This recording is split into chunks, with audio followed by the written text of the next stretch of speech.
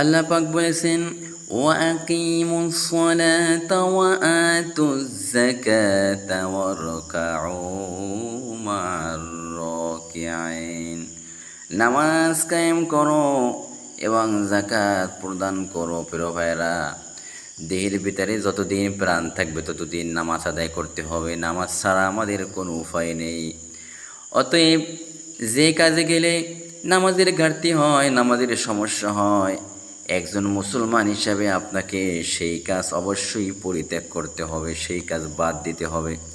জীবনের প্রত্যেকটা মুহূর্ত, প্রত্যেকটা সময়, যতক্ষণ পর্যন্ত দেহের ভিতরে প্রাণ থাকবে এবং মস্তিষ্ক ঠিক থাকবে, আপনি বিবেক বিবেচনা করতে পারবেন কোনটা ভালো কোনটা মন্দ, ততদিন পর্যন্ত আপনার উপরে নামাজ বহাল থাকবে। অতএব যেই কাজে গেলে নামাজে ঘাটতি হয়, আপনার রিজিকের সংকটতা নামাজ দূর করবে, আল্লাহর রাসূল বলেছেন।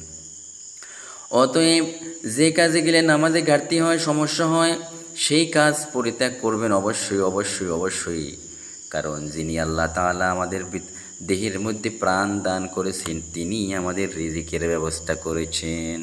অতএব প্রত্যেকটা মুহূর্ত জীবনের নামাজ, মুসলমান ভাইয়েরা, নামাজ।